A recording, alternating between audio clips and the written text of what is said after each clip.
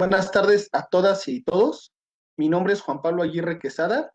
A nombre del Instituto Belisario Domínguez, les doy la más cordial bienvenida a este evento sobre tráfico de armas de fuego, tema pendiente en la agenda bilateral México-Estados Unidos, el cual permitirá reflexionar acerca de los peligros que existen debido a esta gran cantidad de artefactos en la población mexicana, el uso por parte de la delincuencia organizada, las expectativas ante el inicio de la administración del presidente Joe Biden en Estados Unidos y la necesidad de tener este contrabando a fin de conocer y comparar elementos que puedan ser de utilidad en la discusión legislativa.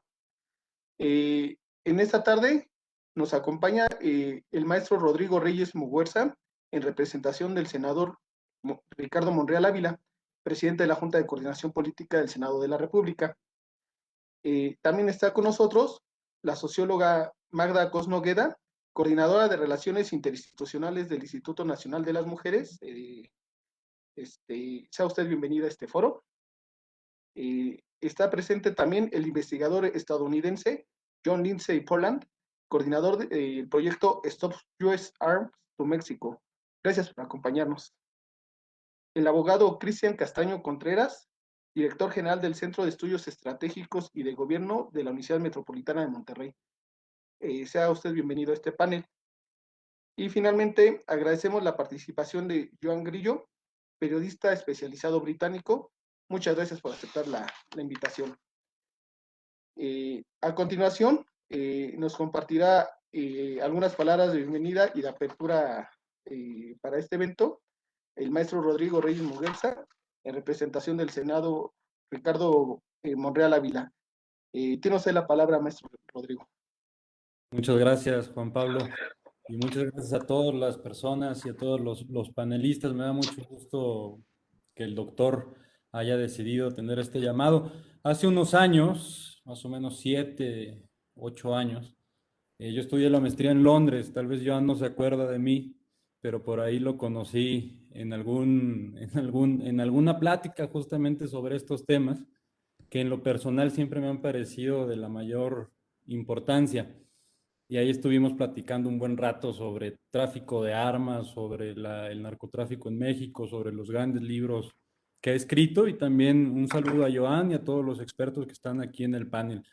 Hoy es un día de sesión, es un día en el que el senador, si su agenda se lo hubiera permitido, hubiera estado aquí, sobre todo porque es un tema que tiene muy cercano a su agenda. Es un tema que desde que empieza toda la problemática a agudizarse, pues le ha dado muchísimo seguimiento, ¿no?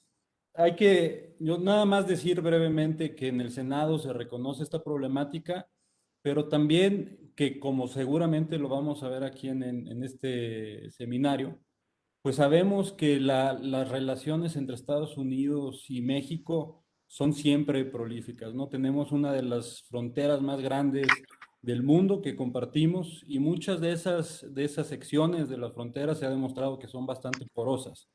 México ha enfrentado lo que se vino a llamar la guerra contra el narcotráfico desde 2006, desde la administración presidencial de 2006 a 2012, y fue desde entonces cuando el tráfico de armas como materia de estudio cobró más importancia en México. Si nosotros nos podemos analizar todo lo que ha sucedido y toda la literatura, pues sí, también se da un pico a partir de esa fecha, ¿no?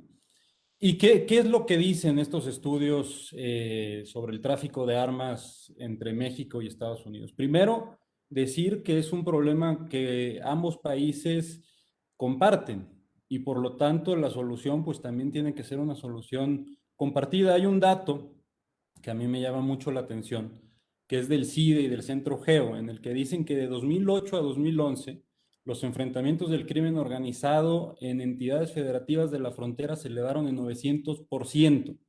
900%.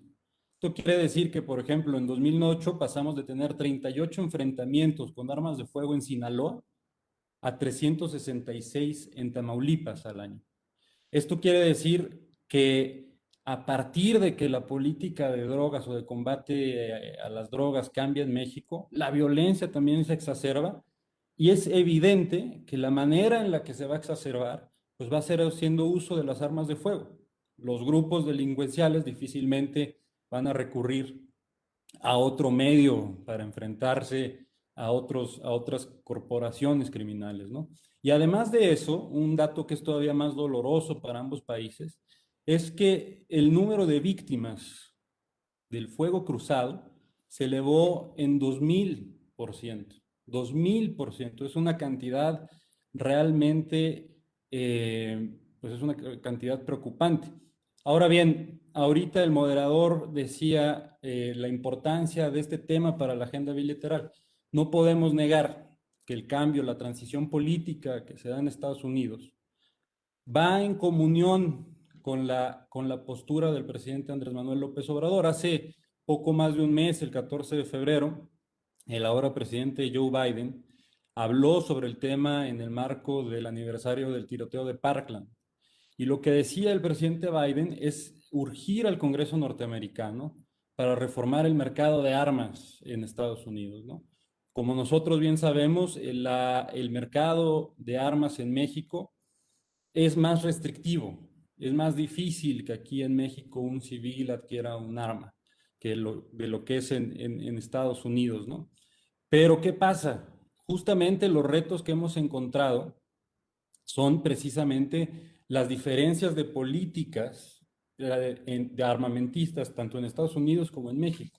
Nosotros sabemos que en Estados Unidos el mercado más grande de armas que hay, pues la facilidad con la que se adquieren las armas es bastante. Y de hecho, en la memoria de los mexicanos, en la memoria de las personas que han estudiado este tema, pues está siempre y está muy latente todavía porque no se sabe cuáles son las responsabilidades de ambos lados de la frontera. El operativo Rápido y Furioso que se realizó al amparo de la iniciativa Mérida y en la cual se introdujeron más o menos 2.500 armas para tratar de rastrearlas y después identificar a los grupos criminales que las utilizaban aquí en México. El desenlace, pues todos los de aquí lo conocemos. Sabemos qué fue lo que pasó, sabemos que esas armas al día de hoy siguen siendo utilizadas por grupos del crimen organizado. Y aquí quisiera yo hacer un paréntesis sobre la importancia que este tema, ejemplificando con la Operación Rápido y Furioso, tiene para el senador Ricardo Monreal, que es el coordinador del grupo parlamentario de Morena y también el presidente de la Junta de Coordinación Política. ¿Por qué? ¿Por qué digo que este tema es importante para él? Bueno, desde que pasó el operativo Rápido y Furioso en 2011, entonces el senador era diputado, hizo un punto de acuerdo, posicionó un punto de acuerdo para manifestar el extrañamiento por la actitud del gobierno estadounidense.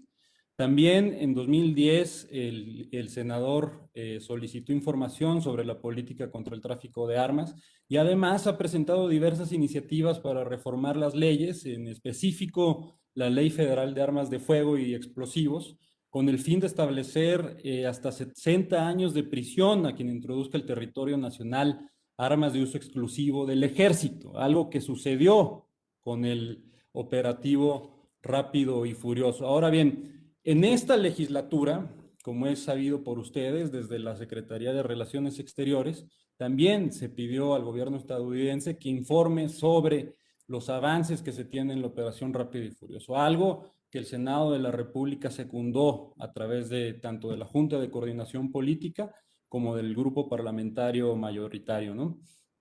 Ahora bien, es innegable que el llamado de Joe Biden a su Congreso y la mayoría demócrata que tiene el Congreso estadounidense nos aproxima más a un camino esperanzador en el que la voluntad de ambas partes se imponga y realmente se empieza a trabajar en mecanismos que sean de utilidad para frenar el tráfico de armas. ¿Por qué? Porque en el pasado sabemos que han existido inversiones millonarias en tecnologías, en las fronteras, en las garitas, para tratar de evitar que pasen las armas y aún así han pasado. Entonces, sí es un tema pendiente, es un tema que el Senado mexicano va a estar revisando de cerca, también porque, pues, como ustedes lo saben, el Senado tiene la facultad exclusiva de revisar la política exterior, pero sobre todo decirles que la transición política en México y en Estados Unidos sí están generando esquemas de cooperación que nos van a aproximar hacia un control más efectivo, que priorice siempre los derechos humanos de los intereses económicos. No podemos negar que la industria armamenticia en Estados Unidos y en cualquier país es una industria con muchísimo poder económico, con cabilderos que realmente han evitado, sobre todo en la parte estadounidense, que el control de armas sea más, pues más fuerte, que tenga más salvaguardas. Y lo que nosotros buscamos, lo que se quiere buscar, lo que el mundo realmente necesita, es transitar hacia legislaciones que nos ayuden a entender que este problema es global. Si México legisla en materias de armas de fuego, pero el Congreso estadounidense no cambia la manera en la que se pueden obtener armas, difícilmente va a haber un beneficio del lado de esta frontera y viceversa. La historia desde 2008 y desde hace más tiempo nos ha mostrado que este tipo de problemas, tanto el narcotráfico como el tráfico de armas, como el tráfico de personas, la trata de personas, todos estos crímenes que laceran a la humanidad, no van a encontrar soluciones unilaterales. Necesariamente necesitamos compartir experiencias, necesitamos saber qué se están haciendo de ambos lados de la frontera y necesitamos saber de qué manera podemos trabajar juntos. Por eso este tipo de seminarios son de suma relevancia. Yo estoy seguro que de aquí vamos a sacar muy buenas conclusiones porque como bien lo decía Juan Pablo al principio, pues es un trabajo legislativo extenso, ¿no? Es un trabajo legislativo que de ambas partes de la frontera necesita aceptar esa realidad, que cada vez que un arma de fuego pasa a México, o que cada vez que un arma de fuego está en las manos de un joven, está en las manos de un niño, aunque no sea de un delincuente, el peligro de perder una vida incrementa notoriamente, ¿no? Hay estudios que revelan incluso que la posesión de armas legales aumenta la posibilidad de que alguien pierda la vida, porque manejar un arma no es cualquier cosa, ¿no? Entonces, eh, a nombre del senador Ricardo Monreal reciban un caluroso saludo. Este tema sin duda es algo que tenemos que seguir trabajando. Ustedes saben que en la legislatura pasada hubo intentos, aquí en México también, para flexibilizar el mercado de las armas. Ha habido intentos legislativos para que México, en lugar de seguir por un camino donde los permisos sean más difíciles de conseguir o los requisitos sean más estrictos, se flexibilice ese mercado. Creo que esa sería una dirección a la que no queremos ir. Juntos deberíamos de estar trabajando para ir hacia un estadio en el que las armas difícilmente estén al alcance de las personas. Yo incluso en la policía de Scotland Yard en Londres es un ejemplo que a mí me parece fantástico porque no tienen armas, no utilizan armamento a diario, ¿no? Es una concepción distinta de las armas de fuego. Entonces, no necesariamente no necesariamente la única visión que existe es la de restringir las armas. También estamos nosotros en México en un debate en el que existe la posición contraria, la de flexibilizar ese mercado, ¿no? Y de ahí la importancia de seguir discutiendo estos temas y de entender la nocividad que tiene o que puede llegar a tener un mercado más regulado y más legislado en términos en torno a las armas de fuego. Entonces, eso sería todo de mi parte. Nuevamente, hacerles llegar el saludo de parte del coordinador, del presidente de la Junta de Coordinación Política, decirles que este tema es importante para la legislatura y sobre todo que estamos muy ansiosos de escuchar y de contar con la información de expertos que hoy participan en este panel. Muchísimas gracias. Muchas gracias. Agradecemos las palabras del maestro Rodrigo Reyes Muguerza, representante del presidente de la Junta de Coordinación Política del Senado de la República, senador Ricardo Monreal Ávila. La dinámica del webinar es la siguiente. Cada uno de los ponentes contarán con un tiempo de 10 a 15 minutos para su exposición y posteriormente se leerán algunas preguntas de los espectadores hacia los ponentes. Esas preguntas o temas de interés.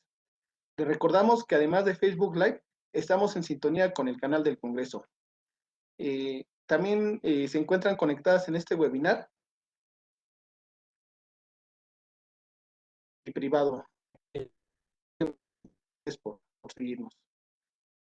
Sin más preámbulo, comenzamos con la primera ponencia que está a cargo de la socióloga Magda Cos Nogueda, de quien me permito leer su reseña curricular.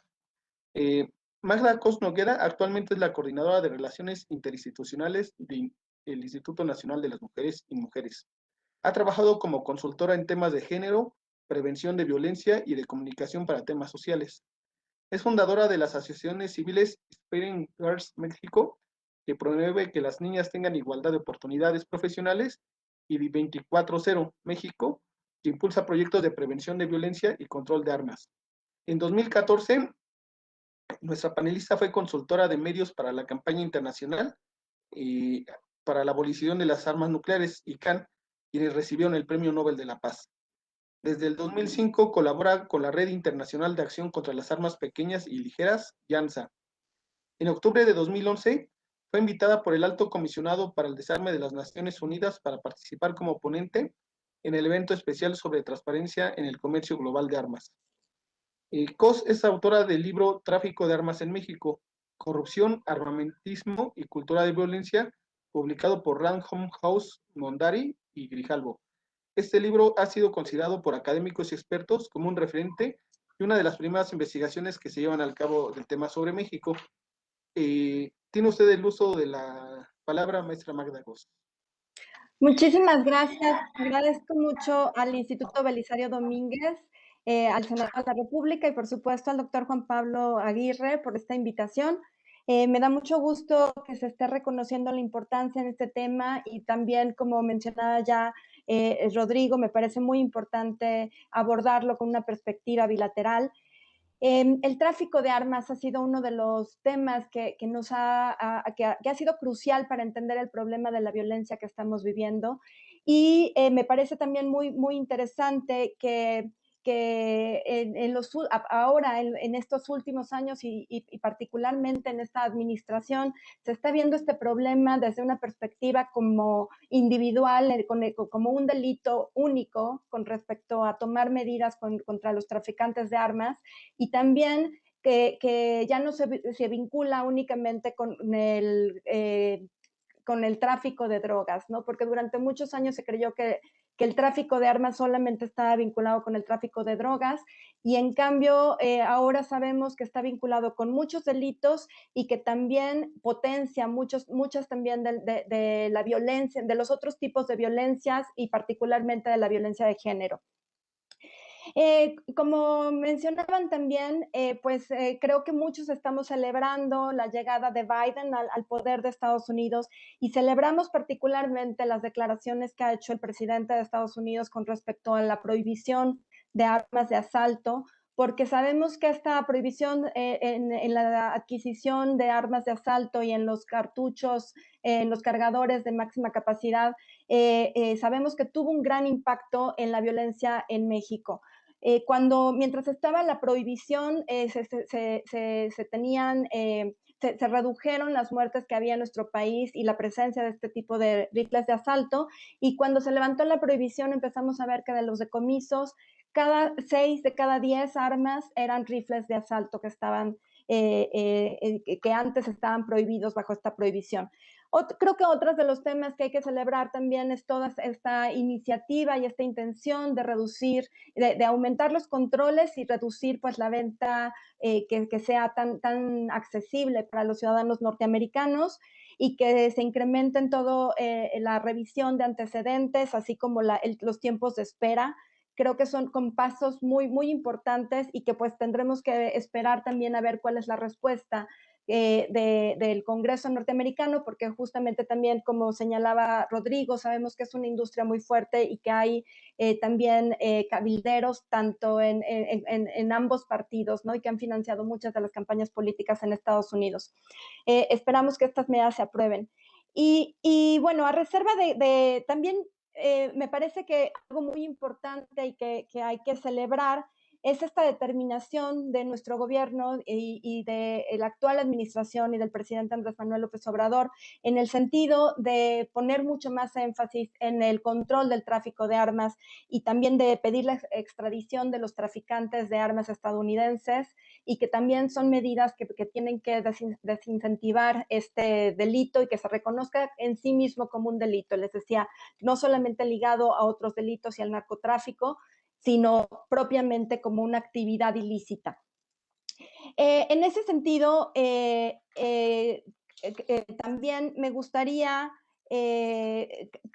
reconocer que esta participación y esta colaboración que tenemos en México y que actualmente se está promoviendo con mayor estrecha colaboración con las agencias de Estados Unidos para el control de las armas, me parece muy, muy importante para mejorar el rastreo y para que ya más agencias, tanto en Estados Unidos como en México, como dependencias mexicanas, empiecen a hacer el rastreo de forma más eficaz y en tiempo real, y que no solamente sea la fiscalía, sino también las fiscalías de los estados quienes puedan rastrear este armamento ilícito.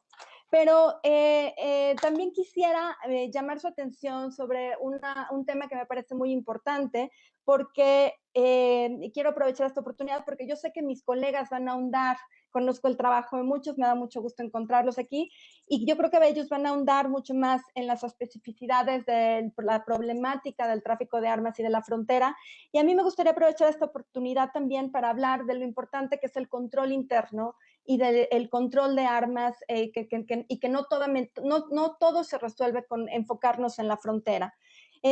Muchas veces nos concentramos en que las armas solamente llegan por los mercados ilícitos que cruzan por Estados Unidos o por la frontera también del sur, por los puertos, por los aeropuertos, pero también hemos visto que en los últimos años muchos de los decomisos que se realizan se encuentran armas que tienen o que en algún momento han pertenecido a fuerzas de seguridad mexicana que han tenido un paso por Sedena, y que esto quiere decir que por las que no se está teniendo un control adecuado internamente de estas armas y de las transferencias legales. Me gustaría también precisar en este comentario que hacía Rodrigo sobre cómo se incrementó con una estrategia fallida, cómo se incrementaron la violencia armada a partir del 2006 con esta llamada guerra contra el narcotráfico, pero que también está vinculado con los mayores presupuestos destinados a la adquisición de armas de fuego y a las transferencias legales de armas de fuego que eventualmente muchas de ellas acabaron siendo desviadas internamente, ¿no? Esto es por corrupción, por mal almacenamiento, por el desvío, la pérdida, el extravío y la falta de un sistema que reporte estas pérdidas y de los diferentes controles que debería de haber de este registro legal de armas de fuego. Sabemos que en todos los países el mercado negro se alimenta principalmente de estas transferencias legales, entonces hay muchas oportunidades y creo que hay que hacer mucho hincapié en la capacitación que deben de tener el funcionariado de todas las dependencias que están involucradas para poder poner especial atención en el control interno. Me parece que también uno de los puntos que habría que abordar para el control interno es el tener una homologación en las formas en las que se sanciona o en las que se hace este registro de armas de las diferentes policías, porque mientras en los estados, en algunos estados simplemente se levanta un acta administrativa cuando un policía pierde su arma a cargo, en otros estados esto significa cárcel y tiene muchísimas más consecuencias. Entonces, la relación que tiene una policía, una persona policía con el arma de fuego que tiene a cargo es muy distinta en unos estados que en otros. Y esto es un tema que tenemos que atender para que podamos tener mayor control. Y yo creo que otro de los puntos muy importantes es que necesitamos mayor transparencia por parte de las instituciones y también la colaboración interinstitucional de diferentes, desde de seguridad, pero todas las instituciones, relaciones exteriores, todas las instancias que tienen que ver con el control interno de armas, y para que pudiéramos tener también mucho mayor información y que esta información fuera accesible para poder auditarla y tener mejores bases de datos. En ese sentido también creo que una de las buenas prácticas que existen en Estados Unidos y que se debe de poder replicar en México es la existencia de bases de datos internas para auditar cuando se pierden las armas y que no solamente tengamos noción de cuántas armas se han perdido cuando hay decomisos o cuando ya se cometió un ilícito, ¿no? Generalmente esto solamente se hace hasta los aseguramientos. Y creo que también uno de los principales temas y desafíos que estamos enfrentando globalmente no es solamente el tráfico de armas completas, sino que se ha incrementado en los últimos años el tráfico de partes y de piezas, y que esto nos representa pues realmente es un problema mucho mayor, porque necesitamos capacitar muchísimo mejor a las policías, a los primeros respondientes, a quienes aseguran estas armas, pero también pues a quienes participan en todo el tránsito de estas partes, que generalmente ni siquiera parecen que pueda formar parte de un arma de fuego, ¿no? Entonces estas partes metálicas, que en sí además hay muchas lagunas en la legislación y que no están bien reguladas, estas partes se ensamblan en México, y ya hemos tenido en los últimos años algunos descubrimientos de fábricas clandestinas y cada vez mayor participación de estas armas, no solamente en México, también en Estados Unidos. Este es un grave problema que se le denomina ghost guns, y pues creo que tenemos que enfrentar y encontrar nuevas maneras pues de regular este tipo de partes y este tipo de tránsito de mercancía, así como las armas que se reproducen en impresoras 3D, porque cada vez estamos viendo más este tipo de fenómenos.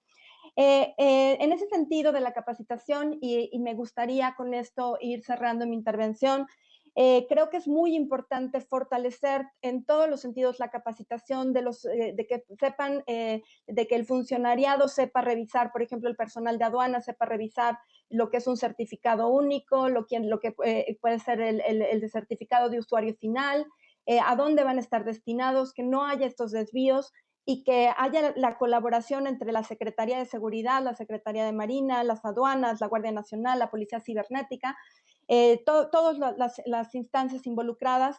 Creo que se necesitan también más mujeres en estas posiciones, porque las mujeres aportan una visión distinta, porque también tiene un efecto diferenciado la violencia con armas de fuego en la vida de las mujeres.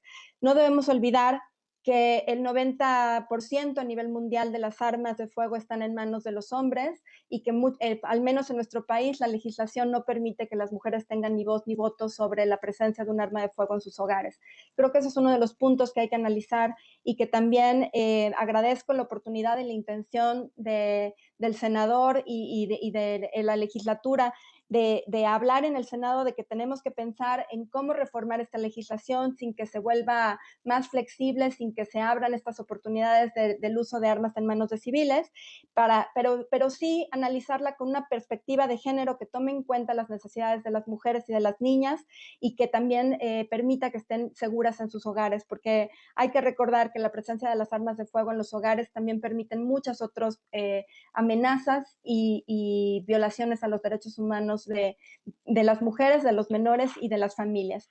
Y bueno, pues con esto cierro mi intervención, y agradezco mucho la oportunidad de estar aquí con ustedes.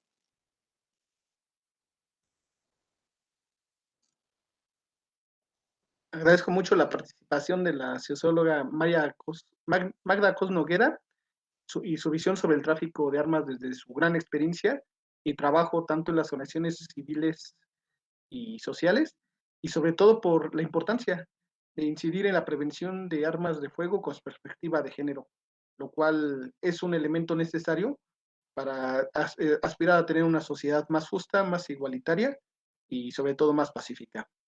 Y bueno, pues precisamente estos datos lo señalan diferentes estudios. Quisiera citar rápidamente los datos de la Encuesta Nacional de Victimización y Percepción eh, sobre Seguridad Pública, la ENVIPE 2019, del Instituto Nacional de Estadística y Geografía, el INEGI, que resalta que de casi 19 millones de delitos estimados donde la víctima estuvo presente, los delincuentes portaban algún arma en 45.6% de los casos.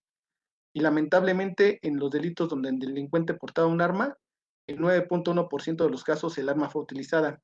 Por tanto, es urgente detener el flujo de armas ilegales a fin de garantizar la vida y seguridad tanto de millones de mexicanas y mexicanos. Para continuar con la reflexión sobre el tema, la segunda presentación está a cargo del activista John Lindsay Poland, de quien leeré su semblanza.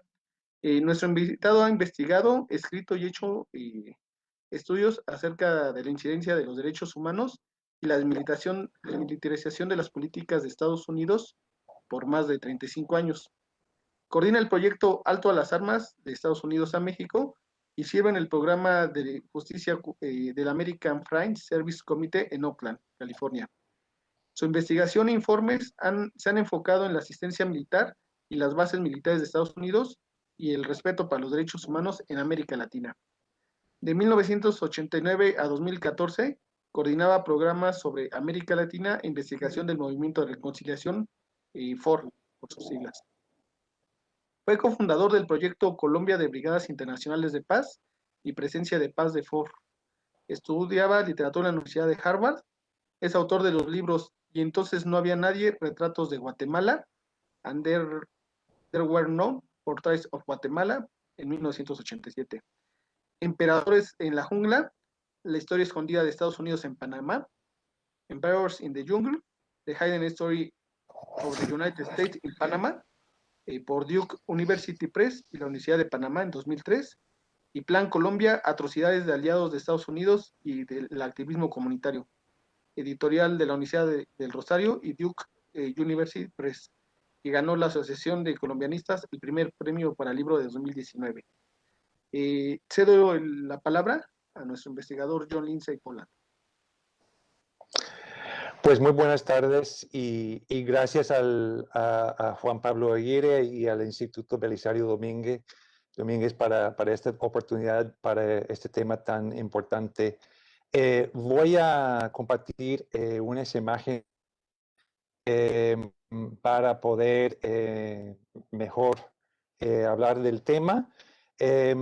Quisiera empezar con un mapa de las armas aseguradas por Sedena, por el Ejército Mexicano, por municipio en 9 años, entre 2010 y 2018, que hemos montado con datos de Sedena sobre cada arma asegurada en ese periodo y el número de armerías por municipio en Estados Unidos, que uno puede ver que hay una concentración, por ejemplo, en Tamaulipas, donde también en la misma frontera hay pueblitos muy pequeños que tienen varios o muchas armerías en algunos casos, y hay una correlación entre la presencia de esas armerías por la frontera. Es muy visualmente obvio cuando uno se ve el número de armas aseguradas ahí en el norte de México y el número de armerías donde se puede fácilmente comprar armas de alto impacto. Muchas veces hablan solamente de armas, pero yo creo que también los cargadores y las balas, las municiones son muy importantes, porque uno podría pensar que hay tantas armas, hay ya millones de armas que están dentro de México, y esas armas son duraderas, duran muchos años, mientras que los cargadores y las municiones son consumibles. Entonces, el flujo de eso es también muy importante, y sabemos que los cargadores de alta capacidad se usan mucho en conjunto con las armas de asalto en México. De pronto, mucho más que en Estados Unidos. Con el dato que hizo dijo Magda sobre el porcentaje de armas aseguradas que son armas de asalto de capacidad. Ahora, quiero comentar algo que es en la frontera. Ambos países de Estados Unidos y México tienen una prioridad distinto, que es el comercio lícito. Y ese comercio lícito es tan enorme por el número de autos, de camiones, de trenes que están pasando por la frontera cada día, que no es muy factible concentrar estrategias en la misma frontera.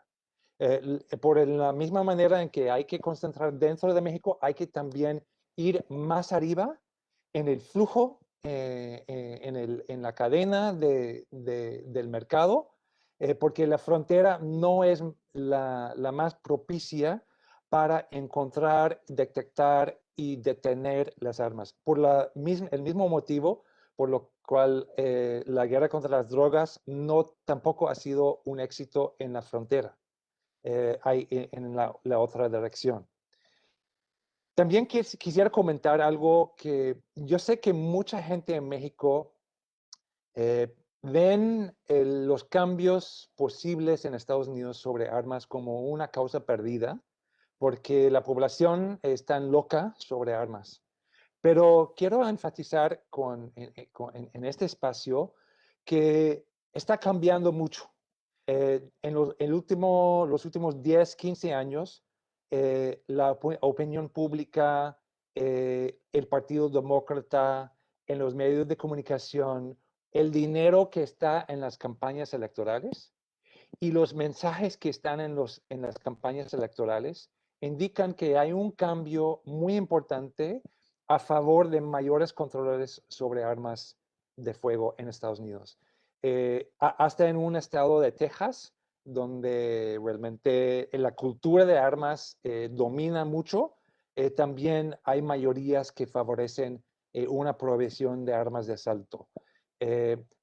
Hoy día se introdujo una nueva propuesta en el nuevo Congreso en Washington, una nueva prohibición de armas de asalto en la Cámara y en el Senado también.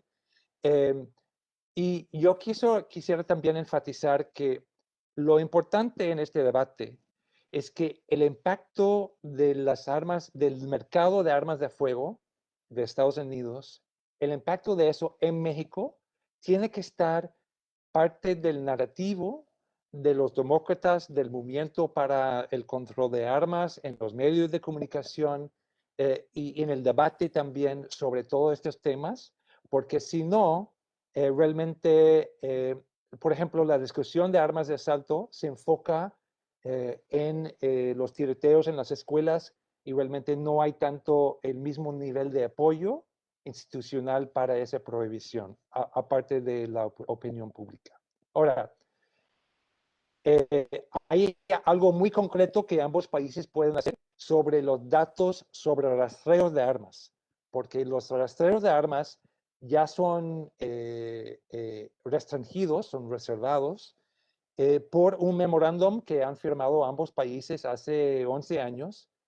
Y la administración de Biden puede ser una oportunidad para renegociar ese memorándum, porque sin esos datos es muy difícil para instituciones de ambos países, de los estados de ambos países, de la sociedad civil, de los analistas, de los académicos, de las ONGs, de los periodistas, analizar esos patrones del mercado ilegal y mercado legal de las compras de paja, de las armerías, que conducen a ese tráfico ilícito transfronterizo. Ahora, voy a poner mi atención ahora en el mercado legal de exportación de armas, porque hace un año se cambió la reglamentación para exportar armas de Estados Unidos a cualquier país en el mundo para hacerlo más fácil. Y uno de los resultados es que el mercado de pistolas ha crecido en el último año enormemente. Es más de 2 veces lo que fue en el año anterior, en 2019.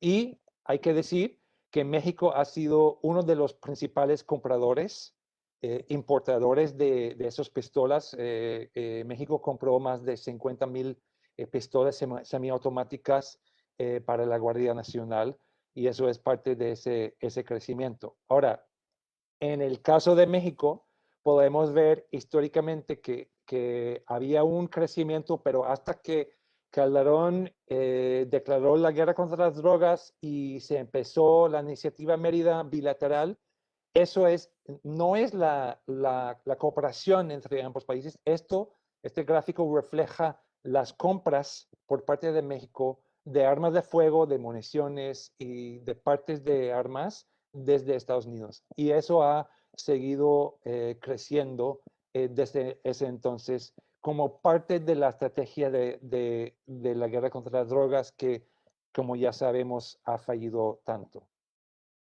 Ahora, Estados Unidos no es el único proveedor de armas de fuego legalmente exportados a México. También hay empresas en Europa e Israel especialmente Italia, Austria y Israel. Hay que decir también que muchas de esas empresas también han establecido fábricas y lugares de producción en Estados Unidos para el mercado doméstico de Estados Unidos, pero también porque es más fácil exportar desde Estados Unidos que desde algunos países europeos. Hay un vital entre Estados Unidos y México en la exportación de armas. Ahora, Sedena controla toda la importación de armas dentro del país, dentro de México, y también la comercialización de esas armas dentro de México. La mayor parte se va a policías. Y los países exportadores requieren un certificado de usuario final antes de exportar el arma. En el caso de Estados Unidos y México, el certificado que se va a la empresa especifica el usuario final, y en este caso el usuario final fue los policías estatales de Guerrero y varias otras entidades federativas. Esto fue en 2015, pocos meses después de la separación de los 43 estudiantes de Ayotzinapa. Entonces la empresa sabía que estaban exportando a un estado implicado en ese hecho.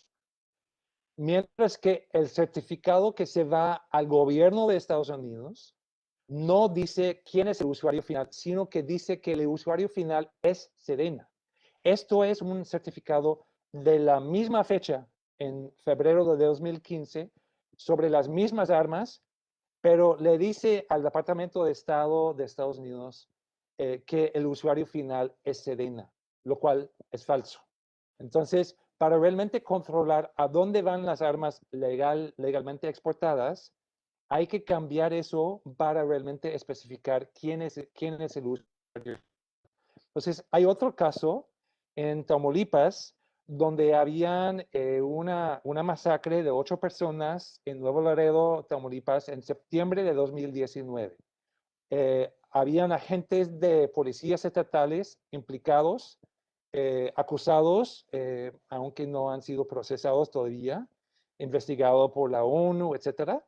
Pero en el próximo mes, el siguiente mes, en octubre de 2019, hay una comercialización de armas, rifles de Sig Sauer, por parte de Sedena, que se van a la misma corporación policíaca en Tamaulipas, a pesar de que esa corporación fue implicada en esos hechos.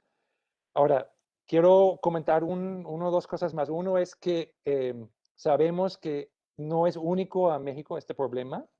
Hay muchas armas que se van a Centroamérica, y la violencia en Honduras, El Salvador, Guatemala es un motivo principal para la migración que pasa por México. Entonces, ¿qué pasa en México? Tenemos el hecho de enero de este año, cuando 16 guatemaltecos migrantes pasan por México por una semana, por 10 días, y cuando llegan al norte de Tamaulipas son masacradas también por parte de agentes estatales de Tamaulipas, la misma unidad de los policías estatales implicados en el hecho en 2019, armados con armas de Sig Sauer legalmente exportados desde Estados Unidos, pero sin el certificado de usuario final verdadero que nombra al usuario final. Entonces, algunas medidas que recomendamos. Uno es que hay que establecer estos mecanismos para identificar y vetar los usuarios finales para armas exportadas para Estados Unidos y también para otros países exportadores desde México. Es algo bilateral, pero desde Sedena. Segundo, este memorándum es importante renegociarlo para poder divulgar los datos agregados de una manera que se puede analizar estrategias para combatir el tráfico ilegal. Algo también importante dentro de Estados Unidos es que la revisión de exportaciones de armas de fuego se devuelva al Departamento de Estado, porque ahí hay otro sistema, otro mecanismo de revisión de las exportaciones, hay notificaciones al Congreso, y ese es algo que se puede hacer a nivel ejecutivo sin el Congreso en Washington. Segundo, otra acción ejecutiva es prohibir la importación a Estados Unidos de armas de asalto. Es decir, la misma administración de Biden puede hacerlo sin legislación en el Congreso, y mucho del mercado de armas de asalto en Estados Unidos son de armas importadas al mercado de Estados Unidos. Y finalmente es la legislación para prohibir las armas de asalto y cargadores de alta capacidad. No es muy fácil porque en el Senado hay que cambiar la regla que requiere 60 votos para superar el filibuster, y no sé si el Partido Demócrata va a hacer ese cambio. Entonces, aún con la voluntad de la administración de Biden, esa legislación puede ser difícil, lo que hace las medidas a nivel ejecutivo aún más importantes. Y con eso concluyo.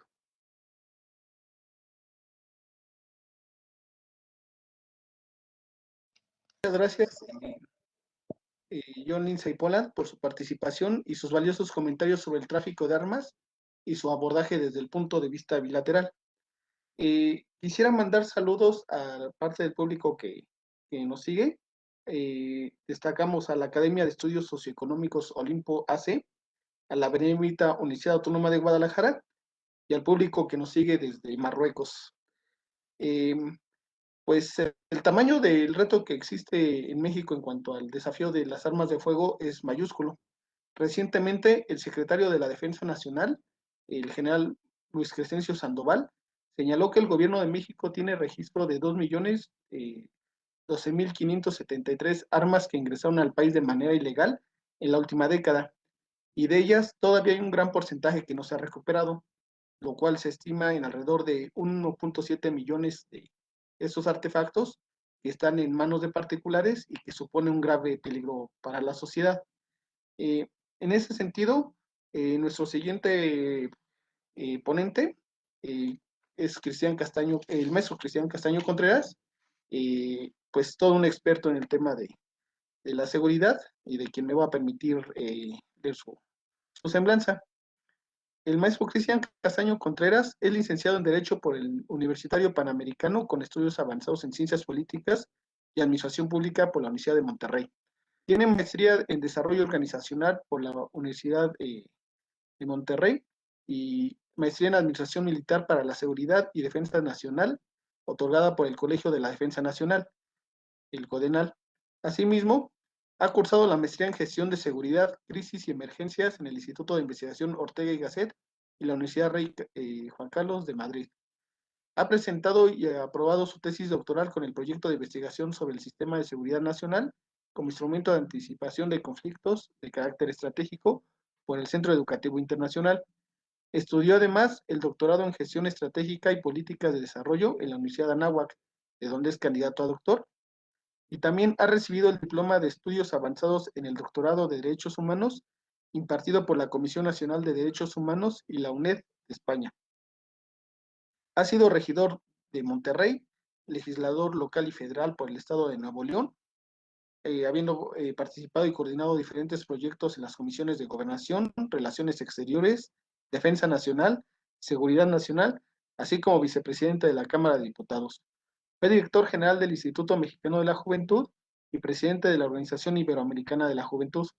Actualmente es fundador y director general del Centro de Estudios Estratégicos y de Gobiernos Asociación Civil y dirige la División de Criminología con enfoque de prevención y la maestra en Estudios Anticorrupción y Cultura de la Legalidad.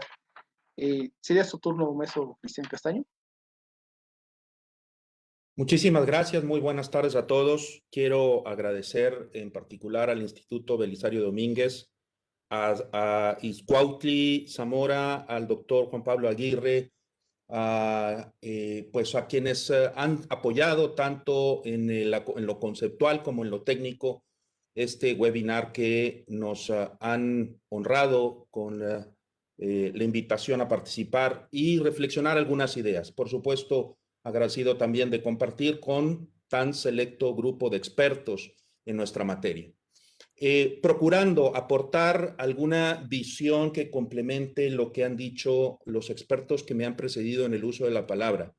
Voy a procurar sobre todo consolidar una visión en los puntos que yo considero que tienen un impacto estratégico del tema que nos ocupa, y también el darle la fundamentación y justificación debida del por qué esto se ha convertido en un asunto que debe estar integrado en la agenda de seguridad nacional hacia el futuro, y que implica cambios legales, cambios en la doctrina, cambios legales y cambios en la política, tanto en la política de Estado en materia de seguridad nacional como en diversas políticas públicas que se derivan de la misma. Entonces, implica el involucramiento de distintos poderes públicos, implica también el diseño con una visión transversal de distintos expertos, en donde deben de coadyuvar con esa diversidad de enfoques, de recursos y de talento y de conocimiento para poder ser más útiles. Expongo brevemente algunos antecedentes de nuestra materia, destacando que prácticamente en los 70 México se mantuvo distante de los circuitos de tráfico de armas.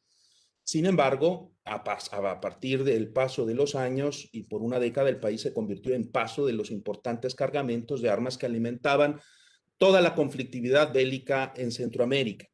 Durante los 80s empiezan a configurarse otros fenómenos que hacen al país algo más que un territorio de paso, en donde aparecen ya, por ejemplo, algunos grupos armados, guardias blancas, grupos de sicarios, caciques rurales. Allá hay estudios amplios, la maestra Cosa ha documentado bastante al respecto.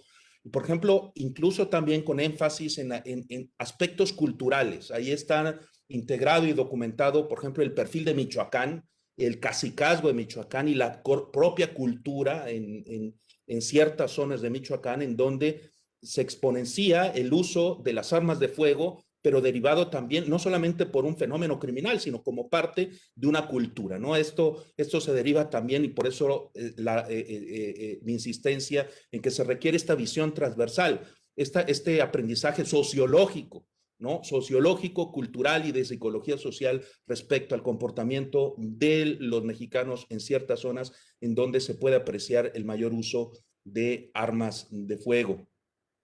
El gran mercado formal de armas, que, bueno, precisamente el maestro Lindsay destacaba cómo esta relación, estos circuitos, tanto ilegales como legales desde Estados Unidos, y la facilidad por adquirirlas, cómo potencia precisamente la presencia de las armas en nuestro país, particularmente con un año detonante, el año 2005, en donde se rechaza la ratificación de la ley para el control de ventas de armas de grueso calibre, en donde se ponían ya algunos ejemplos hace unos minutos de cómo, pues, no estamos hablando, y ahorita expondré algunos ejemplos también documentados por la Oficina de Naciones Unidas para la Droga y el Delito, en donde no estamos hablando de revólveres o de pistolas, sino estamos hablando de armas de gran poder, con gran capacidad de fuego, que hoy tienen precisamente, no solo el fenómeno criminal lo tenemos muy presente en México,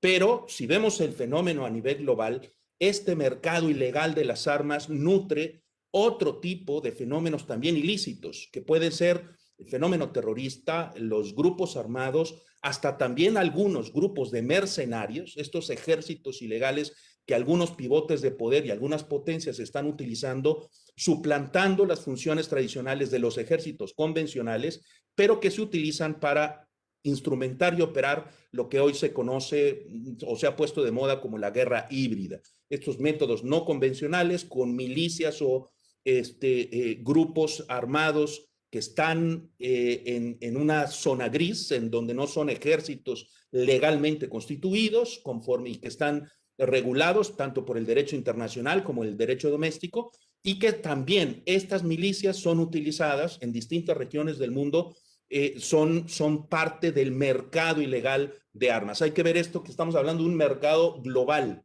¿no? En donde ahorita veremos también dónde están los principales focos, tanto de producción como los focos de tráfico y de tránsito ilegal.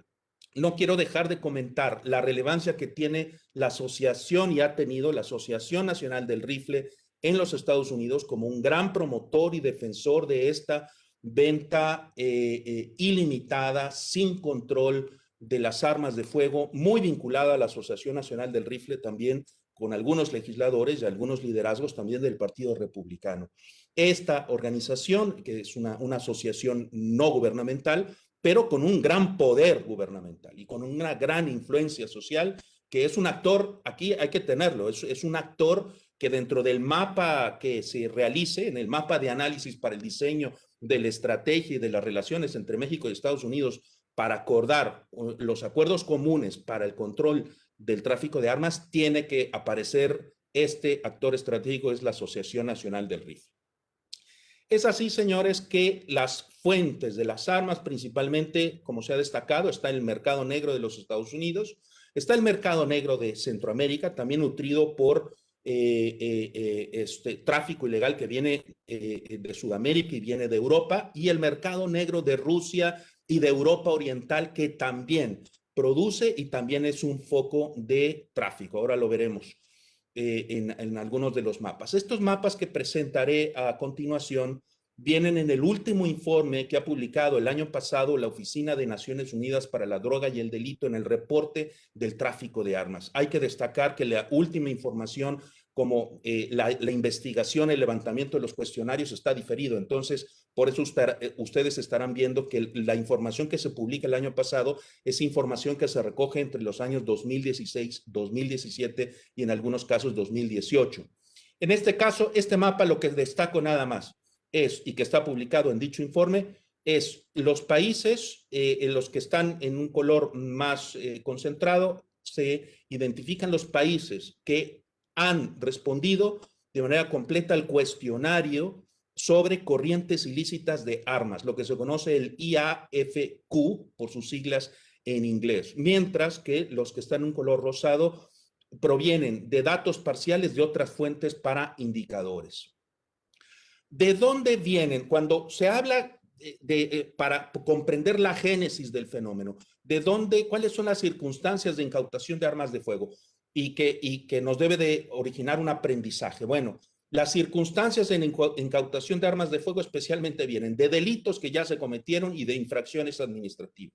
El menor porcentaje de las armas que han sido incautadas vienen por medidas preventivas. Aquí hay un gran aprendizaje.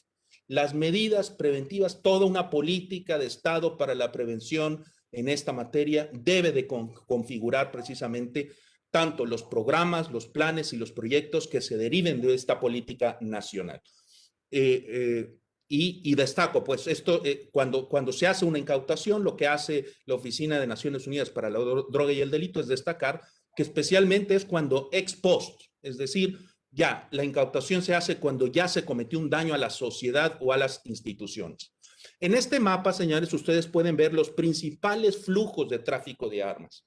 Destaco en particular, si ustedes ven, donde hay un volumen muy grande y que es el volumen más grande de tráfico de armas, es precisamente el tráfico de armas que viene de América del Norte hacia México. Este es también parte del conocimiento que comparte la Oficina de Naciones Unidas para la Droga y el Delito.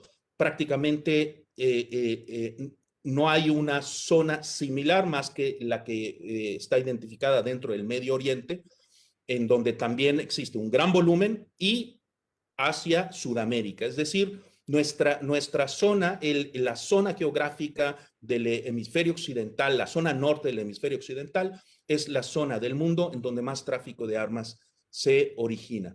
¿Cuál es la distribución característica de las incautaciones de armas de fuego a nivel global? Esto es para identificar qué tipo de armas son las que se incautan. Bueno, pues la mayoría tienen que ver con pistolas y escopetas, mientras que los fusiles son prácticamente casi 2 de 10 armas corresponden a fusiles.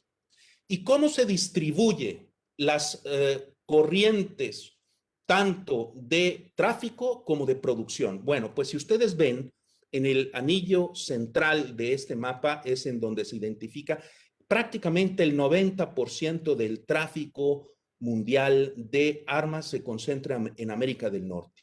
Mientras que los fabricantes de esas armas que se trafican, el 66% viene del sur de Europa y el 17% viene de América del Norte. Aquí se ve claramente cómo tenemos para el diseño de una política que puede inhibir estas amenazas que ya se han convertido globales, llámese el terrorismo internacional, llámese el crimen organizado transnacional, llámense grupos no estatales, grupos híbridos que combinan el terrorismo, el crimen organizado transnacional y que están desestabilizando regiones y países, se nutren precisamente de esta capacidad de fuego, de este tráfico de armas. Por eso es importante el identificar de dónde viene la producción y en dónde están el centro de gravedad, como decía Clausewitz, uno de los grandes filósofos de la polemología, el centro de gravedad, este punto neurálgico del fenómeno del tráfico de armas. En el caso de América, aquí está la distribución de las armas incautadas con los últimos datos que reporta la Oficina de Naciones Unidas para la Droga y el Delito, en donde prácticamente un poco más de la mitad vienen pistolas, 24% revólveres y prácticamente 1 de 10 corresponden a los fusiles. ¿Cuáles son los métodos de tráfico transfronterizo más importantes? Bueno, hay que destacar, si bien estas son las 3 vías fundamentales que se utilizan para el tráfico de armas, marítimo, terrestre y el hormiga, hay que hablar que prácticamente en cuanto al terrestre y el hormiga, prácticamente más del 90% del tráfico de armas se concentra en estos dos, terrestre y hormiga. ¿En dónde tendría que poner especial énfasis el Estado mexicano y la cooperación conjunta? Esto es muy importante destacar, la cooperación conjunta en esta materia, precisamente en el tráfico terrestre y en el tráfico de hormiga. Es importante resaltar esto. Siempre cuando se habla de cooperación conjunta, implica una serie de limitaciones, de riesgos, de temores por parte de cualquier país, ¿no? El tener que estar sometido a un proceso de comunicación, de diálogo, de negociación y de tensión con otro país para alcanzar un objetivo respecto a una amenaza, un riesgo que afecta la estabilidad o la integridad de una nación, en este caso, de nuestra nación. Pero quiero decirles, y esto está documentado, hay algo peor que trabajar junto con otro país. Eso peor es trabajar solos.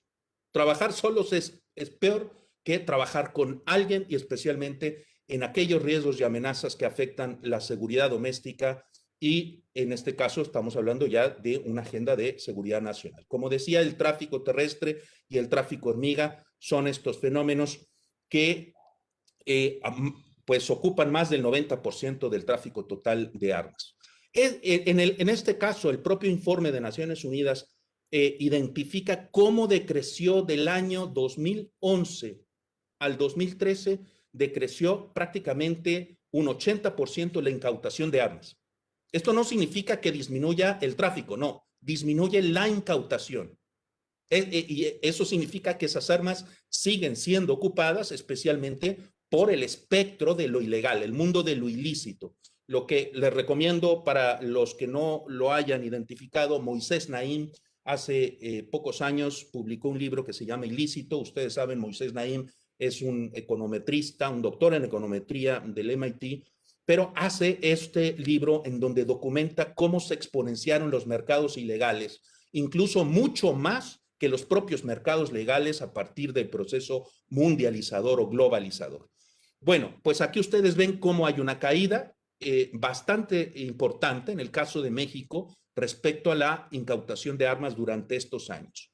No me detengo mucho en estas gráficas que vienen en estos mapas y en esta información. Destaco solamente las rutas que se utilizan para el tráfico de armas en nuestro territorio son muy similares a las rutas que utiliza el crimen organizado también para el tráfico de personas. Y destaco, como ya lo habían dicho también algunos de nuestros expertos, el tipo de armamento que el cual se está utilizando. Por ejemplo, el caso de los lanzacohetes antitanque o los lanzacohetes antitanque tipo M72 o los fusiles Barrett que ustedes vieron en las imágenes de este evento que hubo en Sinaloa hace algunos meses, en donde algunos de los francotiradores que estaban en la zona de conflicto que se presentó en aquel incidente con el hijo del señor Guzmán Loera, bueno, pues veíamos cómo civiles estaban utilizando estos fusiles Barrett calibre 50. Estas son las rutas a las que me refería, similares a las 4 rutas principales en el tráfico de armas, que son coincidentes con el tráfico de personas. Y bueno, pues para acercarme a la conclusión de esta intervención, debo de decir que este delito corresponde primero a nivel global, es el segundo ilícito más relevante y más lucrativo a nivel global después del tráfico de drogas ilícitas y por encima de lo que es el tráfico de personas, el tráfico y la trata de personas. Son los 3 delitos más importantes. El segundo de mayor relevancia a nivel global es el tráfico de armas, que como decía, es un ilícito vinculado, tiene conexidad con otros fenómenos. Destaco lo siguiente, que, por ejemplo, estas armas, esta capacidad de fuego que nutre en el caso doméstico a las organizaciones criminales, tenemos que revisar. Sé que parte del esfuerzo que está haciendo el Instituto Belisario Domínguez es tener insumos de reflexión para el posible debate y la deliberación legislativa. Bueno, en este caso, fíjense nada más, la Ley de Seguridad Nacional no considera, en su artículo 5, hace una relatoría de cuáles son las amenazas a la seguridad nacional. En este caso no se encuentra ni el tráfico de armas ni la delincuencia organizada. El tráfico de armas viene tipificado dentro, efectivamente, hay toda una legislación especial en la Ley de Armas de Fuego y Explosivos. Está también tipificado en el Código Penal como un delito federal, pero no viene también en la Ley Federal contra la Delincuencia Organizada, pero no viene en la Ley de Seguridad Nacional, no está identificado como una amenaza a la seguridad nacional. Bueno, ni siquiera la delincuencia organizada. Hay 2 fracciones del artículo 5 que relacionan la delincuencia organizada, pero particularmente las amenazas a la seguridad nacional se derivan de quienes obstruyen operaciones militares o navales o quienes son obstáculo para las actividades de inteligencia en contra de la delincuencia organizada. Esas son las 2 amenazas a la seguridad nacional, pero no el tráfico de armas ni el propio delito de la delincuencia organizada. Aquí tenemos una gran oportunidad para deliberar y discutir hacia el futuro. Y bueno, pues concluiría esta intervención primero con las siguientes consideraciones y propuestas. Bueno, en primer lugar, la necesidad de compartir conocimiento compartido no solamente con Estados Unidos, sino con los países que forman parte del circuito, productores, los países que son tránsito, los países que son también zona geográfica a propósito de destino final. Ya Lindsay precisamente destacaba algunos aspectos relevantes del poder identificar quién es el destinatario final en esta materia. Bueno, pues el generar conocimiento y el compartir conocimiento. Y de esto estamos hablando, se requiere dentro del sistema de inteligencia. Destaco que en el Plan Nacional de Desarrollo que presenta el presidente Andrés Manuel López Obrador, recoge algunos de los postulados que venían ya construyéndose en los programas de seguridad nacional que precedieron. En esos aspectos, el Plan Nacional de Desarrollo del presidente López Obrador destaca en la creación de un sistema nacional de un sistema de inteligencia para la seguridad nacional. Aquí, uno de los subsistemas debería de ser visualizado desde mi punto de vista, y esa es una de las propuestas, un subsistema particular para estos delitos de alto impacto que tienen una conexidad, especialmente, por ejemplo, con el fenómeno del crimen organizado transnacional y el terrorismo, entre otras amenazas que también han estado en la agenda de riesgos. En segundo lugar, el tener una visualización, un diseño de una política de prevención y de largo plazo, porque la costumbre en nuestro país es de que reaccionamos a estos fenómenos. En los últimos 25 años hemos creado, por ejemplo, 5 instituciones de policías o para la seguridad pública a nivel federal. Yo esperaría, por ejemplo, que este esfuerzo que se ha hecho para crear una Guardia Nacional sea un esfuerzo que trascienda a gobierno, que se convierta en un instrumento de Estado y que les otorguemos las capacidades, por ejemplo, para enfrentar este tipo de delitos. El asunto no es crear a las instancias, sino desarrollar capacidades, que eso es lo que implica también una política de prevención y lo cual nos evita el ser reactivos, tener una visión de Estado y el generar una estrategia prospectiva que es lo que le puede dar solidez a toda política nacional. Y con esto concluyo mi intervención. Muchísimas gracias. Muchas gracias, abogado, por compartirnos su visión acerca del problema de tráfico de armas en ambas partes de la frontera.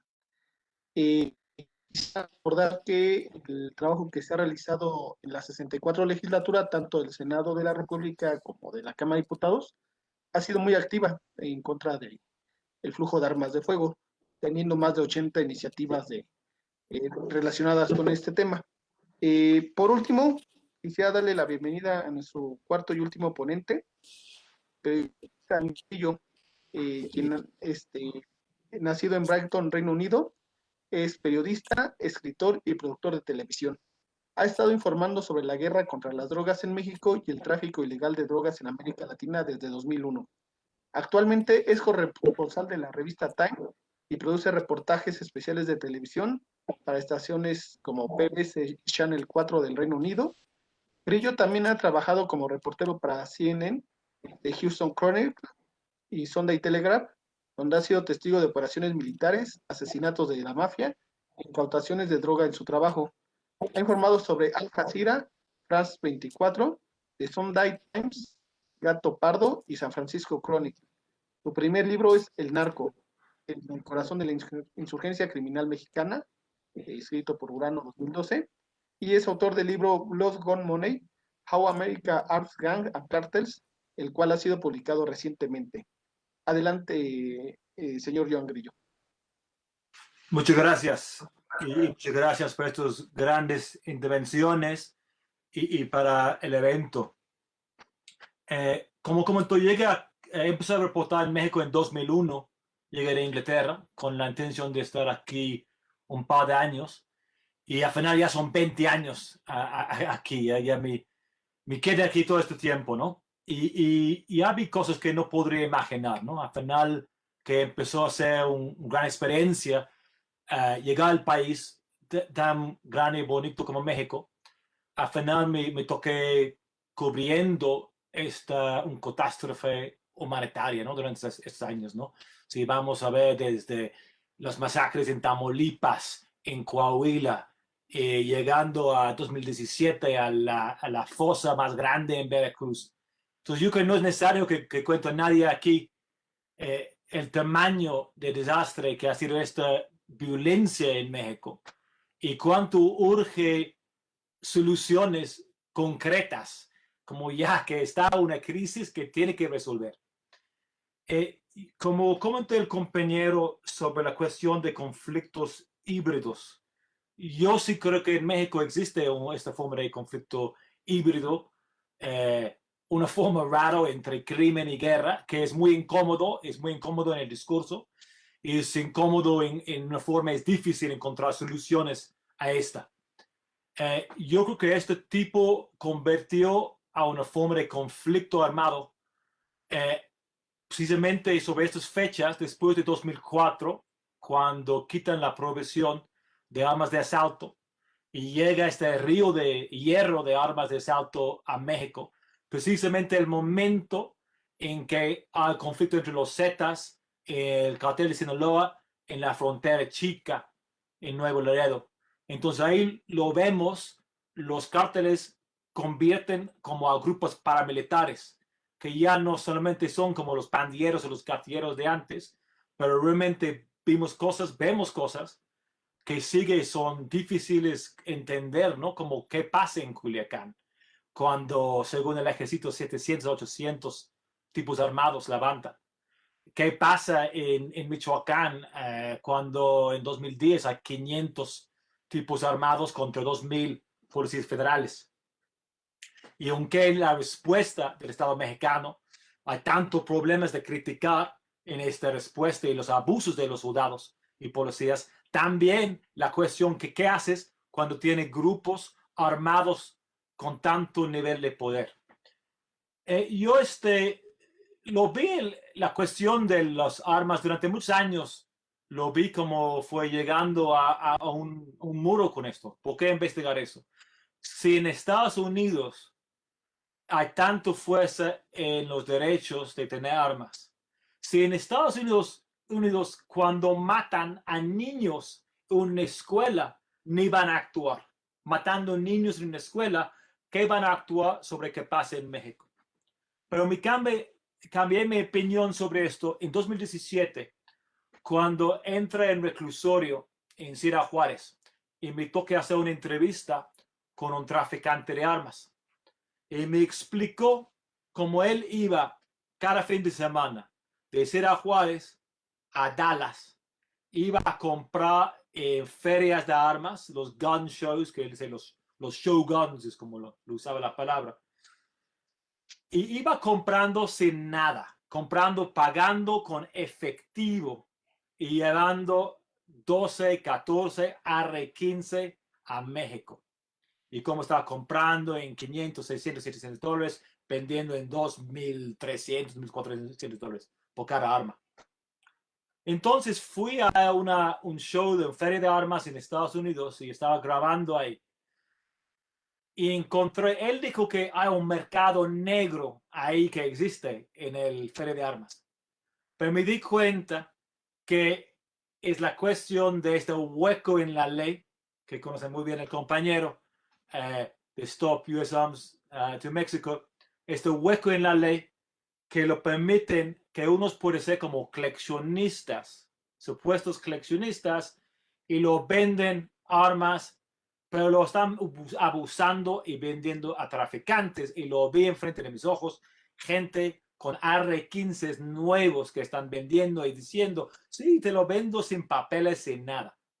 Y luego me di cuenta, si hay algo de estudiar en esto, no solamente es la cuestión de sus derechos de tener armas, hay muchas cosas raras que están pasando. Entonces empecé esta investigación durante varios años. Cuando encuentras que no existe una ley federal de tráfico de armas en Estados Unidos, ¿no? Que no existe, que cosas tan raras que cuando encuentran un arma de fuego en una escena de crimen, que realmente es el arma de fuego del asesinato, y lo hablan para el rastreo y no pueden rastrearlo porque la ley prohíbe un rastreo digital de armas de fuego. Son tantas cosas que lo descubrí en eso, o que la vi en eso, que lo vi con mis ojos en esto, que ya existe, ¿no? ¿Y qué lo veo? En este tiempo que siguen el tráfico, ya vemos, todos vemos las cifras, ¿no? Cuando vemos que son 2 millones de armas de fuego en una década de Estados Unidos a México, el tamaño de conflicto en México, el daño a la sociedad, eso es un caso histórico de tráfico de armas a un conflicto con tanto daño, ¿no? Que tiene que pararlo, tiene que hacer cosas de reducir esto, ¿no? Cuando lo ves, que una señora, como supuestamente ama la casa, puede entrar y comprar 6 barat 50 y pagando con efectivo. ¿Cómo está pasando? Cuando alguien puede ir comprando 500 armas de fuego. Entonces no hay realmente el intento mínimo de parar este tráfico, ¿no? Yo lo veo que tienes el mercado legal de armas de fuego más grande del mundo en Estados Unidos, que es más que los siguientes 25 países juntos. Pero existe el mercado paralelo, el mercado negro paralelo de armas de fuego. Y entonces, ¿qué pasa? Se pasan del mercado legal al mercado negro, y esto es donde pueden hacer cosas y cambia el asunto. Celebro mucho que si el gobierno mexicano está tomando otra vez este tema. Creo que sí lo tomó Felipe Calderón, sí lo tomó, porque sí se fue al Congreso junto en Estados Unidos y levantó este tema.